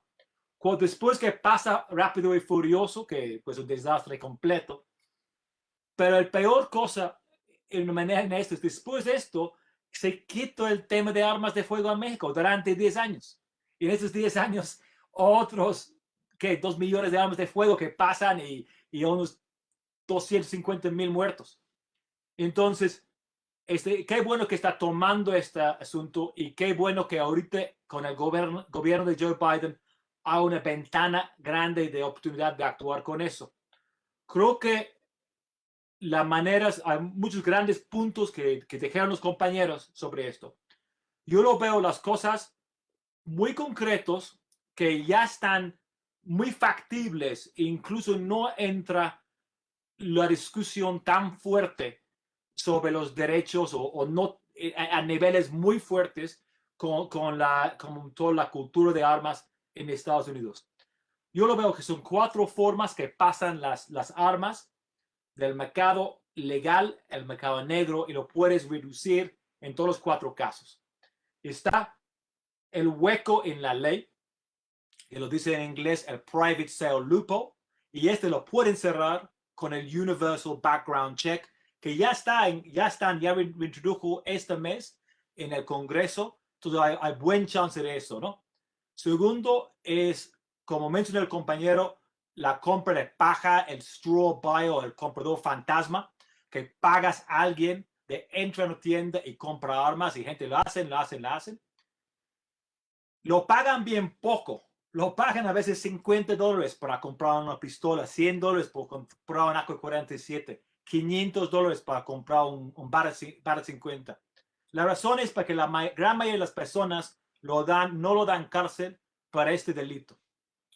Aunque están usando estas armas en matar personas y matar niños en México, ¿por qué no lo dan como son por las leyes? Pero también existe en la ley la posibilidad de dar sentencias de cárcel por eso. Y me dijo un agente, si más lo suben las recomendaciones del delito para este crimen, lo pueden incluso hacer mucho más, reducir mucho más esta forma de agarrar las armas. Las siguientes dos formas, el robo de las armerías, que también existe en Estados Unidos. No hay ley federal que tiene que poner chapas, candados, cuando tiene armas de fuego, aunque sí hay ley para farmacéuticas y dinero, pero entonces también hay ley federal para eso. Y la cuarta que mencionó la compañera sobre las armas fantasmas, los ghost guns, y también hay leyes que están propuestas para hacer más difícil que adquieren estos componentes. Yo creo que con estos, más cosas, por ejemplo, que cuando están las Barrett 50, por ejemplo, cuando lo compran, cuando entra un chavo de 23 años pagando con efectivo para comprar un Barrett 50, que le tiene que poner como un chequeo más largo, algo así, para checar que realmente es una persona comprando para su uso y no está conectado con los cárteles. Y yo creo que esto podría tener un impacto. Creo que dijo la compañera de Jesús, y también es muy importante que México hace lo mismo y hace un esfuerzo en México sobre esta cuestión de filtración de armas aquí en México. Yo entrevisté también un vendedor de armas de fuego ilegal en México, que era ex soldado, y que él conseguía de policías, de soldados, armas de fuego. Los que agarran de delincuentes lo revenden a la calle. Y lo ves esto como en Cuernavaca en 2019, cuando alguien lo lleva un arma de fuego y lo mata a 2 manifestantes y le encuentra que ese arma de fuego fue capturado antes y fue en la estación de policías. Entonces sería muy importante que hace el mismo tiempo, y para mostrar también la voluntad, si Estados Unidos hace algo, también México va a hacer algo. Y para concluir, sí es un gran momento y sí urge. Escuché el otro día, estaba hablando con un compañero mexicano de periodista que se fue a Estados Unidos en 2010 a vivir ahí. Y la razón, él habló con un ex oficial de la inteligencia y pregunté, ¿cuánto va a durar este conflicto? Y él dijo, unos 30 años va a durar, ¿no? Y por pensaba, voy a Estados Unidos y ahí voy a llevar mis hijos. Esto fue hace 10 años, ¿no? 10, 11 años. Entonces, si todavía dura, ¿qué? 20 años, 19 años este conflicto, ¿no? según este análisis, este pronóstico. Tiene que buscar que termine más temprano eso, ¿no? Y agradezco mucho estos eventos para buscar soluciones reales y concretas a esto. Muchas gracias, señor Joan Grillo, por sus valiosos comentarios acerca de los riesgos del tráfico de armas y sus efectos en las acciones de la delincuencia organizada.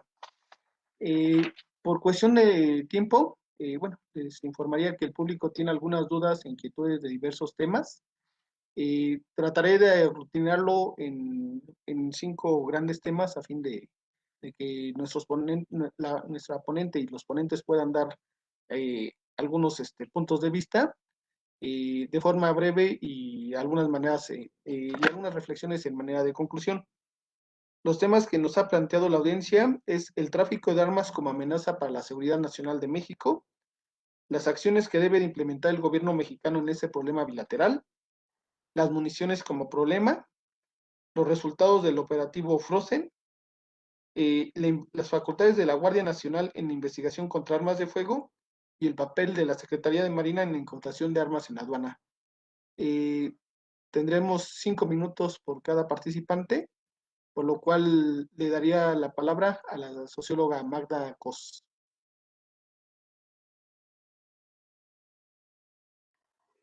Gracias. Bueno, me parece que son muy importantes los temas que ha planteado el auditorio. Bueno, creo que el tema de las municiones es un tema que desde hace mucho tiempo también se ha intentado que se regule de la misma manera que se regula, bueno, que siga más o menos los mismos controles que se tienen con las armas de fuego. Y algo muy importante sería el tener las municiones marcadas y tener también que esto permitiría un mejor rastreo de dónde vienen las municiones que alimentan pues los conflictos y las armas.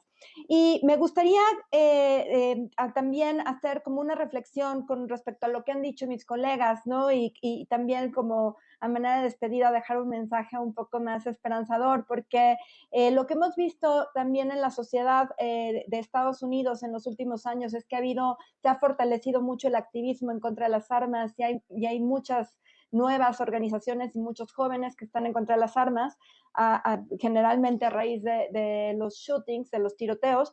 Pero me parece muy importante resaltar que el 3% de la población es quien tiene la mitad de las armas. Y esto en sí es también algo que se repite, ¿no? También tenemos unos grupos de privilegio, generalmente quienes son los tiradores también tenemos que hacer este análisis transversal en el que mencionaba Cristian, porque quienes son los tiradores generalmente son hombres blancos y pertenecen a un grupo de privilegio, porque eso también está vinculado con una forma de ejercer la masculinidad. Y por eso es que es tan importante este análisis de género para desvincular y para poder romper con estas conexiones que tienen generalmente los hombres jóvenes con las pistolas y con el uso de armas. Y esto también vemos que es una cuestión que se reproduce en nuestra sociedad en México con los jóvenes que se involucran en pandillas, que se involucran en situaciones armadas para poder pues ser más fuertes que los demás, para poder tener como una forma ilegal, pero de hacerse un espacio dentro de las comunidades, ¿no? Entonces, bueno, creo que tenemos como que también analizar estos contextos de cómo se está construyendo, de qué oportunidades están teniendo los hombres jóvenes para poder romper con esta demanda de las armas de fuego.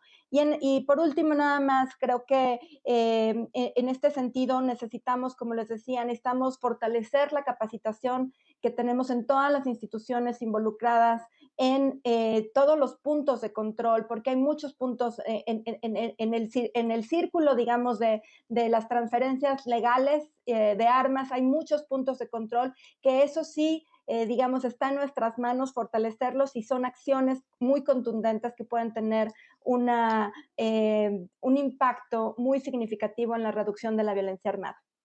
Muchísimas gracias. Al contrario, agradecemos mucho a la coordinadora de Relaciones Interinstitucionales del Instituto Nacional de las Mujeres, la maestra socióloga Magda Cos Noguera, la participación en este evento. Se daría el uso de la palabra para una última intervención al investigador John Lindsay Poland. Adelante. Pues gracias, Juan Pablo. Yo creo que en cuanto a la operación Frozen, esto fue anunciado por el gobierno mexicano el año pasado como una propuesta bilateral para enfocar en ciertos puntos de la frontera. Yo creo que fue un poco mal hecho en el sentido de que enunciar desde antemano cuáles puntos de la frontera vas a montar operaciones contra las armas es como una invitación a los traficantes a escoger otros puntos de la frontera. Y de hecho, el gobierno de Estados Unidos no les interesó la propuesta. Tengo la sensación de que realmente no se dio como operativo. Pero quiero también hacer una última reflexión, es que distinto de las drogas, las armas cuando se venden, y Ion hizo un poco este punto, cuando se venden son legales normalmente, ¿no? Hay algunos casos donde no, pero en Estados Unidos son legales. Entonces, cuando se llegan a la frontera, se compran en Houston o se compran en Phoenix, su trayecto hasta la frontera normalmente es todavía legal. Es solamente cuando pasa la frontera cuando llega a ser un delito. Entonces, eso hace más difícil estrategias para prohibir el tráfico de armas. Por eso repito que hay que ir más arriba en el flujo y en el mercado de armas. Y ahí es que creo que tenemos que pensar en cosas de largo plazo y corto plazo, porque no hay una sola medida, no hay una bala de plata, para escoger un metáforo malo, que va a solucionar el tema. Entonces, en el largo plazo, yo creo que las estrategias, como dijo Magda, en contra de esa masculinidad tóxico, son muy importantes, pero también hay una concentración entre blancos en Estados Unidos. Y eso colinde con el auge de la supremacía blanca dentro del país, donde los que están comprando barrettes, los que están comprando AR-15 son muchas veces de esos grupos blancos de supremacía blanco. Y por último, quisiera decir que dentro de la sociedad en Estados Unidos hay una oportunidad ahora. La Asociación Nacional de Rifles tiene mucho poder, pero está en bancarrota. Está perdiendo mucha fuerza, tiene muchos conflictos internos, está perdiendo miembros, está perdiendo fondos. Y una oportunidad ahí en lo general. Y otra oportunidad yo creo que es que la población hispana dentro de Estados Unidos puede ser mucho más participantes dentro del movimiento, dentro de todas las voces para controlar las armas. Hasta el momento han sido un poco ausentes, pero repito que si el costo humano del mercado de armas de fuego en Estados Unidos se mide en las vidas mexicanas, y eso es parte del debate en Estados Unidos, yo creo que podremos tener un impacto mucho mayor en ese mercado y así por el tráfico ilegal de armas. Correcto. Muchas gracias, investigador John. Muy enriquecedor su punto de vista. Y cedería ahora el uso de la palabra al maestro Cristian Castaño Contreras para una reflexión final. Tiene usted adelante, maestro. Muchas gracias, Juan Pablo. Bueno, pues dándole conexidad a los brillantes comentarios de los colegas, quisiera abordar esta última intervención en la perspectiva de la agenda de seguridad nacional que tiene tanto Estados Unidos como tiene México. Si ustedes revisan las últimas estrategias de seguridad nacional de los Estados Unidos, las últimas tres, 2010, 2015, 2017, el presidente Biden hace algunos días la Casa Blanca publicó las aproximaciones, serían los fundamentos para lo que será la nueva estrategia de seguridad nacional, pero todavía no está integrada esta estrategia. Es la última formalmente integrada como tal es la que se publicó en diciembre del 2017. Establece los parámetros para definir cuáles son las estrategias derivadas, entre las que se encuentra la estrategia de combate al crimen organizado transnacional, en donde está prácticamente, no puedo decir ausente, pero no se focaliza como uno de los centros de gravedad el tema de las armas, el tema del seguimiento, la cooperación precisamente a este tráfico que termina en manos de las organizaciones criminales que luego son perseguidas también en Estados Unidos. Y por otro lado, en el caso mexicano, nosotros hemos tenido dos programas de seguridad nacional, el primero en 2009, el segundo en 2014, con una vigencia del 2018, en donde prácticamente en 2009 pues se enunciaba como amenaza a la seguridad nacional, pero no se establecieron ni objetivos, ni una estructura programática como política pública, ni indicadores de evaluación, ni responsables, ni presupuesto. Y en el caso del Programa de Seguridad Nacional 2014-2018, creo mucho más estructurado, se enuncia en conexidad el tráfico de armas al gran espectro del fenómeno del combate al crimen organizado, pero no se establece también los lineamientos para una política derivada. ¿Qué tenemos que hacer en conjunto? Entonces, teniendo este mapa y enunciaba hace rato lo que ya declaraba el Plan Nacional de Desarrollo del presidente López Obrador, en donde le da seguimiento, por lo menos recoge 3 de los propósitos estratégicos que son declarados en la última política de seguridad nacional, que es la promoción de una cultura de seguridad nacional, la creación de un sistema de seguridad nacional y la creación de un subsistema de inteligencia para la seguridad nacional.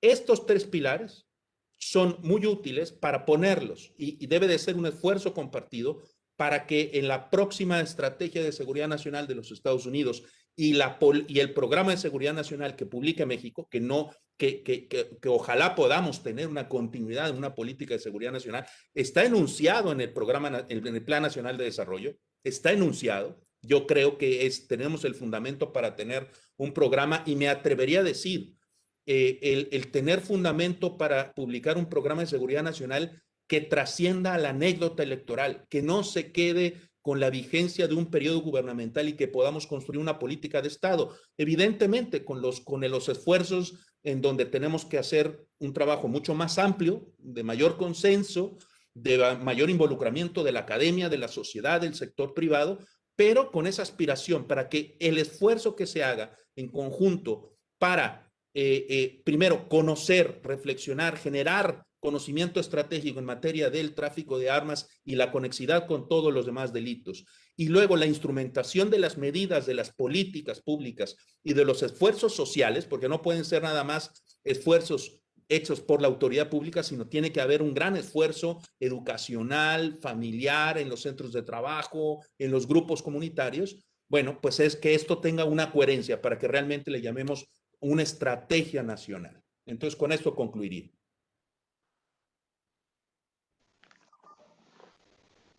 Muchas gracias por sus comentarios, abogado Castaño.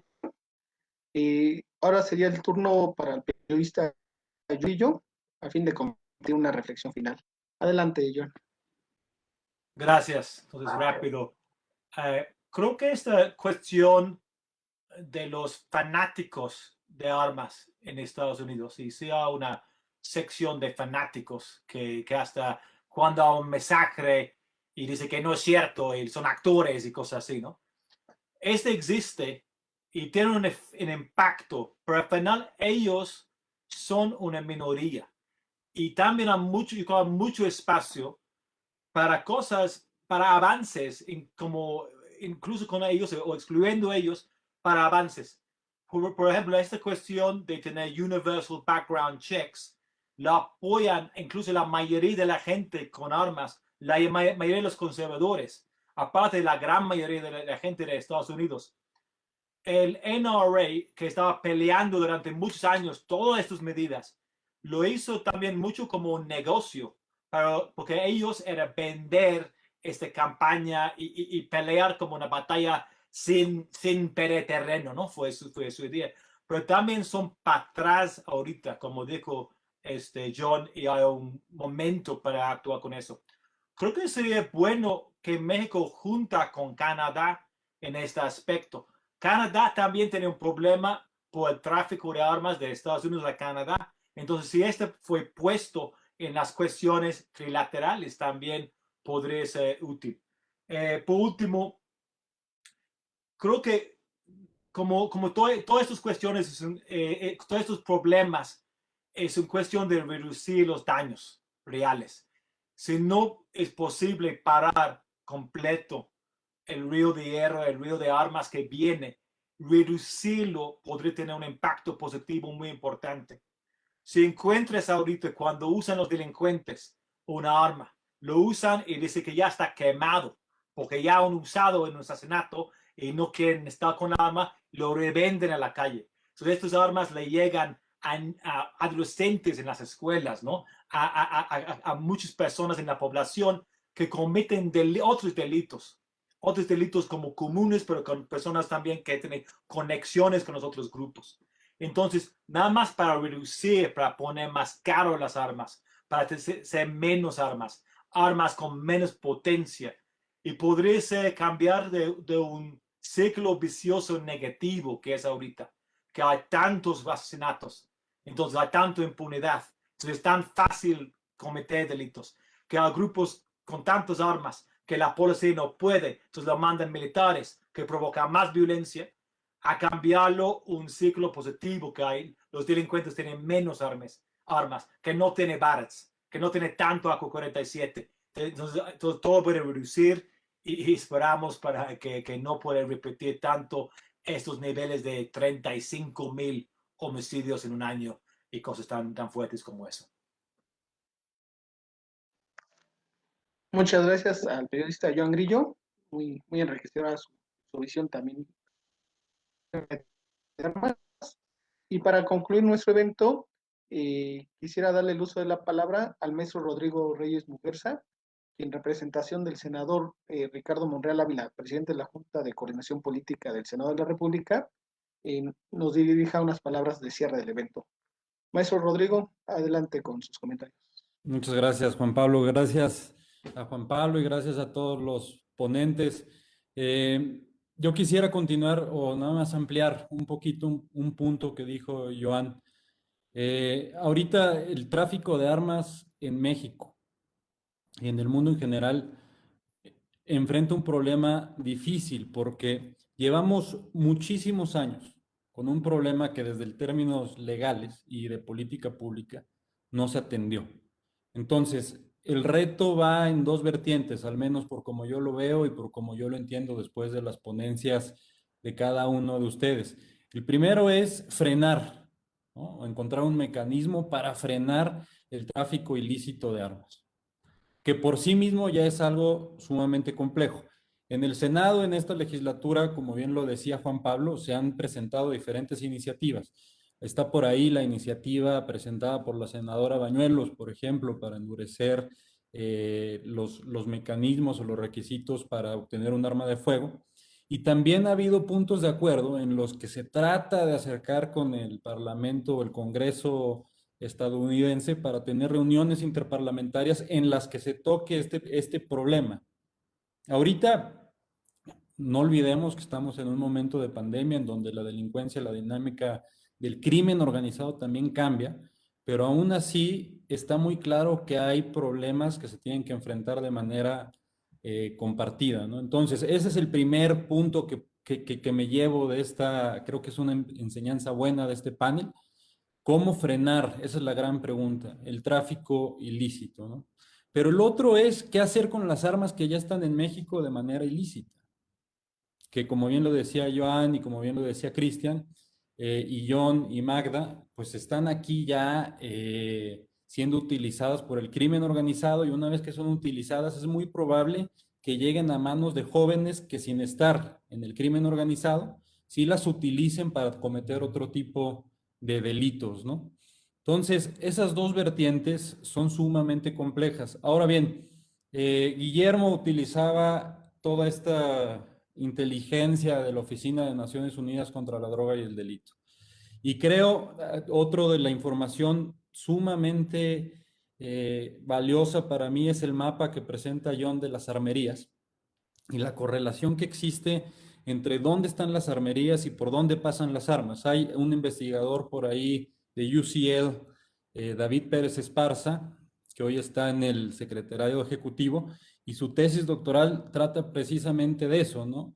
De cómo cuando las armerías en Estados Unidos cambian de lugar, las zonas por las que entran las armas también se empiezan a hacer, los flujos se empiezan a hacer muy claros. Entonces, con información como esta, ¿hacia dónde tenemos que ir? Como decía Joan, es un problema tan grande que se tiene que atender con soluciones pequeñas, ¿no? Lo que decía Magna a mí me llamaba mucho la atención. Fijémonos también en el tráfico de las partes de las armas, porque eso hace que las armas que estén en México tengan una vida más larga todavía.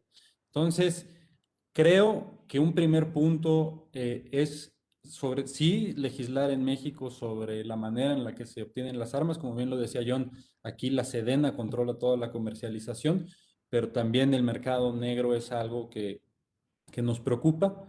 Entonces, ¿de qué manera, qué mecanismos tienen que existir para que ese flujo deje de venir, pero también para que las armas que son desechadas por el crimen organizado en México, como decía Joan, ya no puedan volver a ser utilizadas? Ya no puedas tener los repuestos para que las vuelvas a utilizar, para que vuelvan a hacer daño, ¿no? ¿Por qué? Porque no se trata, si bien como lo mencionaba Guillermo en el informe de la Organización de Naciones Unidas contra la Droga y el Delito, la mayoría son pistolas, pero también hemos visto incidentes en México en los que vemos Barrett, vemos de alta potencia, con las cuales el daño es todavía más profundo. Aquí, en México, la delincuencia común, además de la tasa de homicidios que tenemos, pues es utilizada con armas que claramente son obtenidas en el mercado negro. Y esas armas es muy probable que sean desechadas del crimen organizado. Entonces, si somos capaces de seguir creando toda esta inteligencia, todos estos datos y dar tiros de precisión para decir, oye, las rutas vienen de aquí, hay que poner mayor atención al tráfico, no nada más de armas de fuego, sino también al tráfico de las partes de las armas de fuego, creo que es un buen inicio para atender este problema tan grande. Aquí en el Senado de la República, en la mayoría parlamentaria, sí existe la voluntad por tratar el asunto. La visión que se tiene legislativa es precisamente la de colaborar con el gobierno estadounidense. Ha habido varios acercamientos ya para hacerlo. Y sobre lo que decía la audiencia sobre Frozen, yo comparto totalmente con John esa visión de que fue un acercamiento de buenas voluntades, que faltó darle institucionalidad. De cierta manera, si no lo logras darle institucionalidad, la voluntad se queda en una lista de buenos deseos. Pero creo que un punto de coincidencia entre todos es que el gobierno de Biden sí parece querer cambiar un poco esta lógica de control de armas, ¿no? Que es un poco lo que se quiere hacer también en México. Entonces, partiendo de esos dos puntos, yo les diría que el futuro puede ser un poco más esperanzador.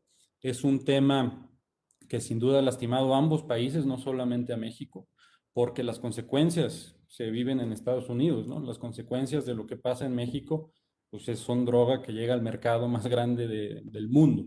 Entonces, sin duda, espero que este no sea el último foro en esta materia. Seguramente en el siguiente ya podrá estar con ustedes el senador.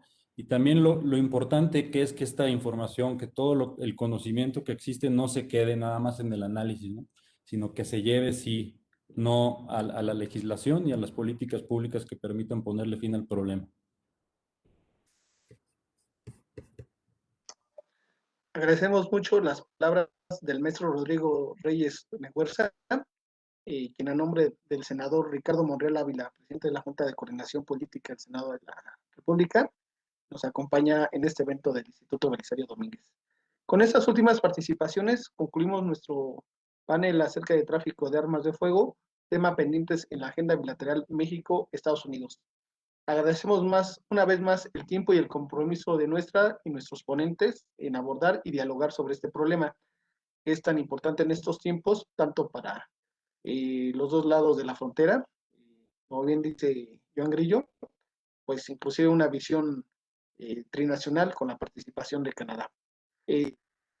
También damos gracias a las y los espectadores por su interés y los invitamos a seguirnos en nuestras redes sociales y a participar en los próximos eventos del Instituto Belisario Domínguez. Buenas tardes a todas y todos. Muchas gracias. Ujú.